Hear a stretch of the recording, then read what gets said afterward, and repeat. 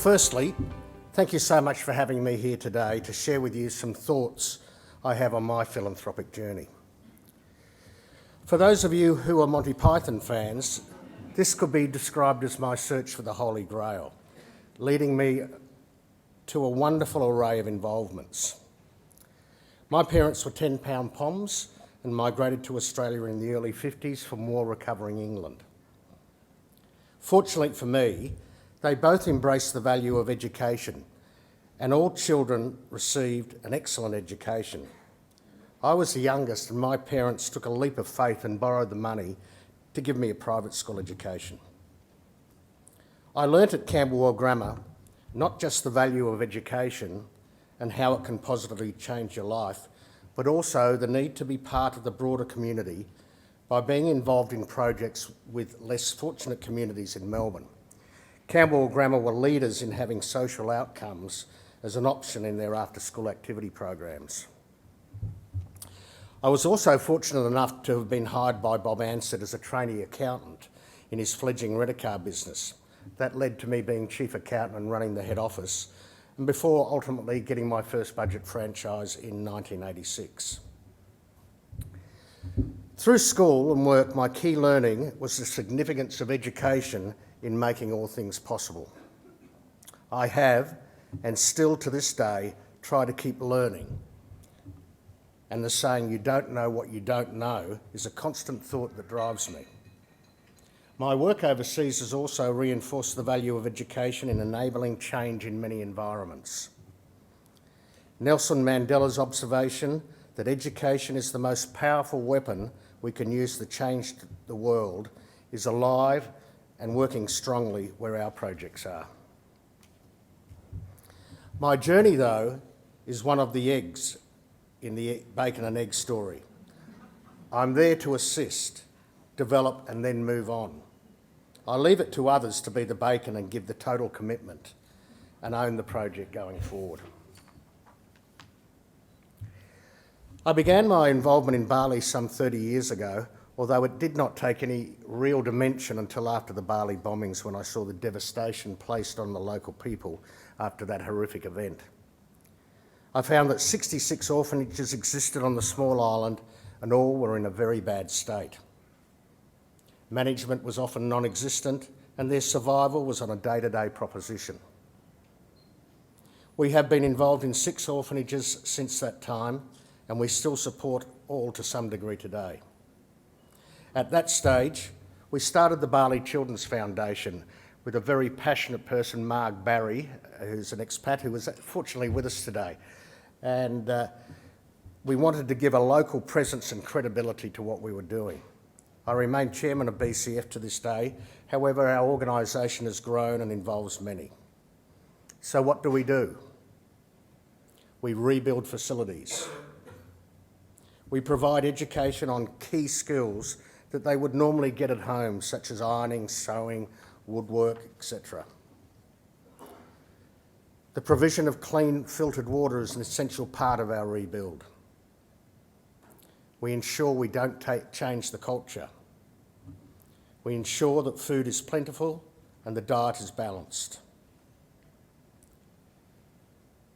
Education is an essential ingredient, especially about following the right football team.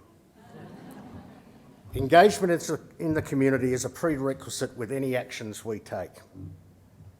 The majority of our work now is in enabling education in remote villages in northern Bali. In these areas, the children would rarely get to go to secondary school and would end up in the fields at 10 years of age working with their parents. Secondary education is not free in this area, and travel distances making getting to school very expensive. We pay the fees, provide books and uniforms, and organise travel to and from the schools. In each of the villages, we build or rebuild a community centre where we provide English teaching and computer skill training. Tourism is the largest employer on the island, and this virtually guarantees employment for everyone in these villages. We currently have 50 plus of our village children at university this year. We do have a female bias in our advancement programs, as the Bali culture is male dominated, and the boy will always be given the best option in any family decision. As an example of the lives we are changing, we only have to look at Chandra, who would have been working in the fields in the remote north. Chandra is now studying civil engineering at Denpasar Polytechnic with 6 other students. She is one of only 2 girls there. She came number 2 in the school last year. I'm a firm believer in not reinventing the wheel and finding other organisations that can provide the service we need and supporting them to get the results. Outside of BCF, I have engaged with other organisations to achieve some desired goals of improving the lives of people we interact with. We needed to get a dental treatment for both our orphanages and the villages where we work. Proposals were put forward to develop a dental program. The cost was considerable, and we would be embarking into an area that was not within our core scope of education. Instead, we found an organisation called Bali Kids that had, as part of its children's hospital facility, a small dental program that did mobile work in areas, not actually in our areas though. We knew their medical credentials were good, and so we embarked on a program to support them and establish a dental clinic in their hospital. We also provided the funds to hire additional staff to enable them to add our projects to their agenda in the dental space. A win-win. They got resources and we got the outcome at a fraction of the cost it would have cost us if we embarked on them. Several years ago, I partnered with the Marsh Foundation and joined their board in Melbourne so that we could recycle medical equipment to different charities in Bali. Again, a winning partnership. We, of course, will, when necessary, get involved in medical emergencies with any of our projects and have had many successful outcomes in getting our children to be treated, whether in Indonesia or overseas. Finding a remote island called Sumba led me to another worthwhile project that impacted the islands of Sumba and Lombok. Blindness caused by cataracts is a huge problem in third world countries where diet is inadequate, and cataract blindness is common with people from an early age. I formed a partnership with John Fawcett Foundation in Bali that involved buying them a new mobile eye operating theatre and funding the operating costs of that unit for an additional year on the condition it was based in those areas. An additional condition was that they would look at an alternative operating funder going beyond my commitments. They now have a new model of funding that enables supporters to take on a 6 or 12-month commitment to fund and run this on these islands. I've paid the capital, others can pay the operating costs. The mobile eye clinic goes right into the villages on these islands and performs the operations there and then. That avoids expensive transport and accommodation costs. Last year I was very excited to test our alternate schoolies program. Together with Camberwell Grammar, we were able to take a small group of boys on an alternate schoolies trip to work at both our orphanages and village projects. The boys, with the assistance of the school, raised funds to complement their visit with the provision of musical instruments during their stay. I know that each of the boys were left with a deep and moving experience that will translate to them being very important contributors to their own communities going forward. It is not just overseas that I'm working. I'm involved in quite a few things in Australia. One is, of course, life education, where I've been involved many years. We're the largest non-government provider of drug and health education to primary school children in Australia. We see approximately 650,000 primary school children a year. I'm chairman of 3 states of that and deputy chair of the national organisation. And I really believe in driving this form of education, which is preventative drug education, which there is very little of, through the schools. As our projects continued to grow, I had to start looking at ways of providing additional funds to grow our work. Whilst I was happy to fund much of the costs in the early stages, the desire of our team to expand me to consider fundraising externally in Australia. I'd been very successful in fundraising with both Variety, the children's charity, and Life Education Australia. However, I found I'd hit a brick wall raising any money for anything without a huge profile. So down another road we head. In research, I discovered that giving in Australia was nowhere near that given by other countries. The US and UK had extensive data available, and it clearly showed we were not in the same space. So what do we give? From the latest NAB research, we're giving $316 per person to charity in Australia each year. Sounds good? Not so when we spend $615 per head on tobacco, $1,682 on alcohol, $2,263 on gambling per head in Australia. I'm not going to comment about the chocolates and cakes because I think that's probably a worthwhile investment. I was shocked to learn the ATO data showed that of 12.6 million taxpayers in Australia, 62 were not even claiming a $2 tax deduction. In quantum terms, we were giving away less than 1/3 of 1% of the income we made. I also learnt of the 650,000 taxpayers who earned more than $1 million in that single year, that's $1 million, that's not assets earned, 36% were not making a single donation. 40% of taxpayers who earned more than $500,000 did not donate, and 49% of taxpayers earning over $100,000 did not donate. I also learnt from those statistics that we had 57,746 tax concession charities, and we had 29,046 DGR status charities.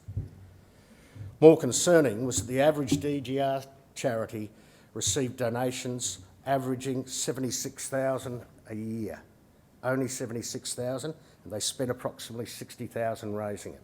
It's a flawed model. So why is our giving so low? I determined there were some key factors that are holding us back. Firstly, there is a real lack of philanthropic education in this country. The conversations are not taking place that enable us to understand the key elements that are involved in philanthropy. Secondly, we have the tall poppy syndrome, where people are embarrassed to declare what they're giving. In the US, virtually every school and every hospital will carry the names of significant contributors to that building. In Australia, they're more likely to carry the name of a past principal or a doctor associated with it, and funding is not coming through. Then we have the anonymous giving problem. It has two issues associated with it. Firstly, the amount said to be given does not really equate to what is given. And secondly, and more importantly, anonymous giving stops the engagement of family and friends in the philanthropic discussion. In Australia, I also believe we have aversion to debt. Looking again at the ATO figures, based on age, it would indicate many only begin to donate when their house is paid off, which is usually when they're in their 50s. In other countries, giving is part of the budgetary process. They allocate so much for repayment, so much for entertainment, and so much to give to charity. And of course, there's also that often misheld belief in Australia here that it's someone else's problem. Many believe that the state should be responsible for all social issues and should fund all. The last reason is that I believe there are just too many charities in Australia.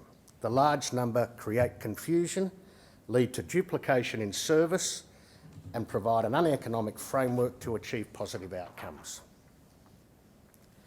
In looking at the US again, I became aware of the success they have in having their donor-advised funds. Donor-advised funds have very similar characteristics to our community funds in Australia, like our LMCF. These funds have been one of the fastest growing areas of philanthropy in the US in the last 2 decades. The largest, Fidelity, which was only established 20 years ago, now has over 40,000 sub-funds. We'd love that at LMCF, wouldn't we? Interestingly, in a recent survey of those donors at Fidelity, 2/3 of them indicated that they were giving much more now than if they did not have an account. Well, back to Australia and my options here. Set up a full foundation, set up a PAF, or set up a sub-fund of a community fund. Clearly, the foundation was a scale I did not want to be at, so I began to look at establishing a PAF, private ancillary fund. With PAFs, I found that the issues of grant making from a PAF are a lot more involved than I'd imagine. This diagram from Philanthropy Australia's Handbook of PAFs frankly scared the living daylights out of me. In talking with my accountant, he then mentioned about the 52-point compliance checklist that I would have to conform to at all times, and the cost of complying would be significant. Again, this list from the PA Handbook lists just some of these. The handbook also listed the many penalties that not only applied to PAFs, but also to the trustees, the directors, the founders and the donors and other involved parties in PAFs. I soon also discovered that the minimum amount suggested to start a PAF was $500,000. My view then moved to believing PAFs had actually been hijacked by the investment community, and that the driving force to establish PAFs in this country was to create a new investment vehicle for the investment houses that would provide a steady stream of service fees. My research led me to believe that the investment houses managing these PAFs were not really engaging with the holders in the granting process or the real philanthropic desire of the holders. There was also very limited discussion, if any, on investment in any social investment in the anecdotal evidence I gathered. So the obvious choice to me became a community fund. So why do we need them? With up to 1,500 additional DGR status charities coming online each year, I believe the use of community funds can have a major impact on the unhealthy growth of not-for-profits. Instead of everyone wanting to establish a new charity for Aunt Jean or whoever and join the other 2,000 plus breast cancer charities, we can set up a fund in her name and then put the funds raised to an existing charity that can achieve the same outcome by partnering and supporting existing programs. Community funds like LMCF have many other advantages that make them the logical choice for funds. They have a sophisticated grant-making process that can guide you in ensuring your grants are going to where they really needed in accordance with your wishes.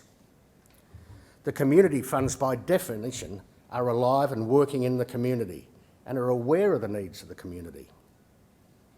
They are aware of those organisations that are making a difference and are achieving outcomes, and also aware of those that are not and should be avoided. The cost of complexities of running a PAF are basically eliminated by choosing the use of a community fund. The red tape and compliance issues are all handled by the community fund, not you. The important investment decisions of your invested funds are covered. They are pooled and managed by an experienced investment panel made up of skilled professionals. Your funds are not individually invested in specific asset classes, and therefore shared risk applies across the whole community fund. The cost, again, applied to your sub-fund account is very low and allows for greater accumulation. Community funds allow others to donate to your fund, which also allows rapid accumulation. A PAF generally is restricted from taking funds, or in taking funds only from its founders, whereas anyone can donate to your sub-fund and receive a tax-deductible receipt. PAFs might be okay for the less than 1% of the population that can start with $500,000. What about the other 99% of the population who don't have $500,000 on day one of their philanthropic journey? Most people I know in this space are already involved in a direct charity donations of significant amounts and cannot just stop giving to those existing commitments to start and put $500,000 over into a PAF here. I know of some donors who have been talked into establishing PAFs, and that has stopped their commitments going to existing charities.